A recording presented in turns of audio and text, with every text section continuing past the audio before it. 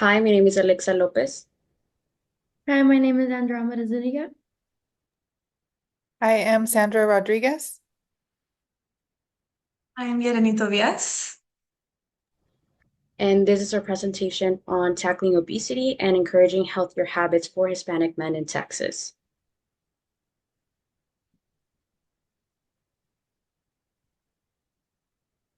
So, obesity rates are a growing concern in Texas, especially among Hispanic men ages 45 to 64-year-olds, because it increases their chances of type 2 diabetes, of high blood pressure, and of heart problems.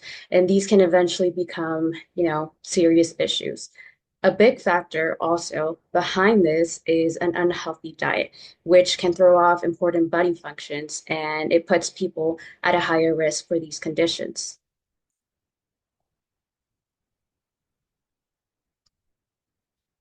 So, how does a poor diet lead to obesity? A lot of fast foods and processed foods can have a lot of calories but offer little nutritional value. So, for instance, a soda can or drinking one large soda a day may not seem like a big deal, that it can have a big effect on our health, but eventually it does add up with time. Additionally, some foods may be labeled as low fat or organic, but these labels don't always mean that it's healthy. So, for instance, a granola bar may seem like a healthier choice, but it can have just as much sugar as a candy bar. Another thing is that access to healthy food can be a challenge for many people. So nutritious food can be expensive or hard to find. And people living in food deserts may not have any other choice other than to heavily rely on processed foods.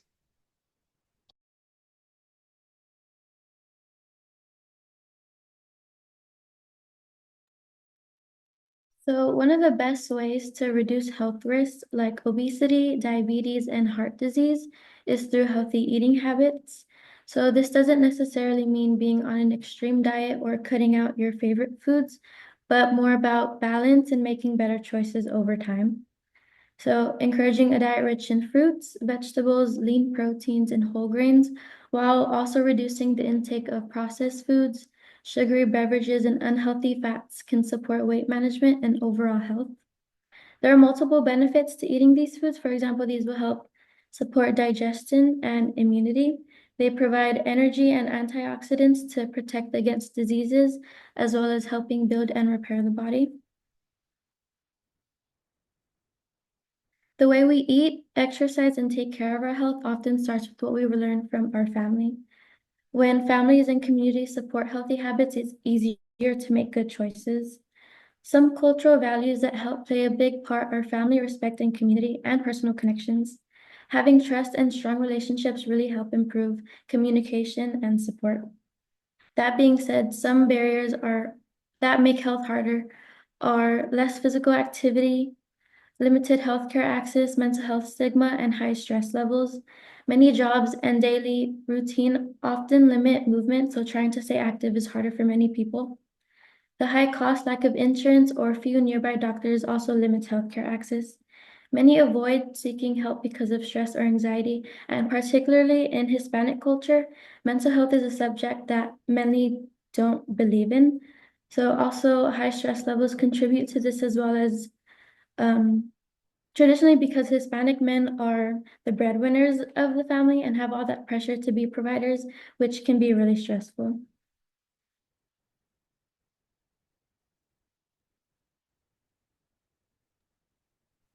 We have the más o menos method with my plate to build a balanced meal.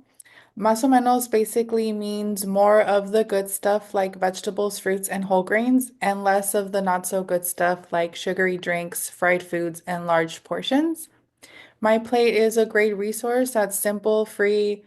You can do it at home, at work, or use it when you are eating out. According to myplate.gov, your diet should look like this. We have our fruit section, which you should be intaking about 2.5 cups. For our vegetables, it should be about 3 to 4 cups. This could include raw, cooked, or frozen veggies, or even a cup of 100% veggie juice. For your grains, you should be taking about 3 to 5 ounces. This could include a slice of bread, a cup of cereal, or a half cup of cooked rice or pasta. And for our protein, we should be intaking about 6 to 7 ounces. This could be meat, poultry, fish, 1 egg, a tablespoon of peanut butter, half an ounce of nuts, or even tofu.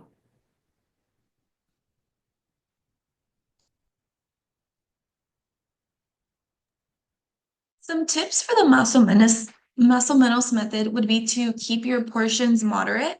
Sometimes it's not about what you're eating, it's about how much you're eating. If you're you can still eat what you want. It's just important to keep healthy portions and eat them in moderation and try to mainly eat healthy. And when you do go for something that may not be as healthy, to keep it small. You can also make some small alterations in what you eat, such as swapping fried foods for grilled, trying to cut out fried and breaded foods for grilled is a big alteration that you can make in your food to make it less calories. You can also limit your sugary drinks. Many times we don't understand how much sugar is in our drinks because it's a liquid. So limiting sugary drinks, choosing water or an agua fresca with zero sugar would be a good way to still have what you want to drink, just without all of the calories and the sugar. Or if you still want to eat out, it's important to make smart choices with your takeout food, eating salad, maybe fruit instead of fries, a small instead of a large. These small things really do make a difference in your food consumption.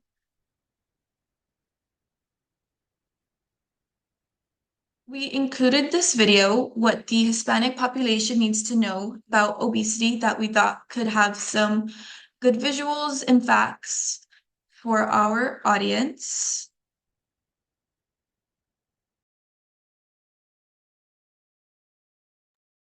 We also included another resource, Healthy Simple Yum.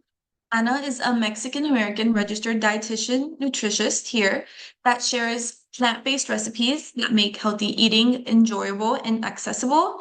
She has a lot of Mexican recipes such as tamales and enchiladas that she altered to make them healthier for the Latino community to improve their health by eating more balanced and plant-forward meals.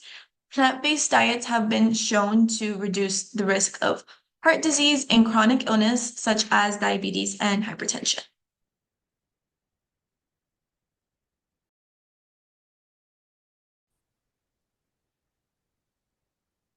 So this is our reference page that we use for this presentation. Thank you so much for listening to us, and we hope that we provided some good information that could help you or anybody that you may know adjust their eating habits to be healthier. Thank you.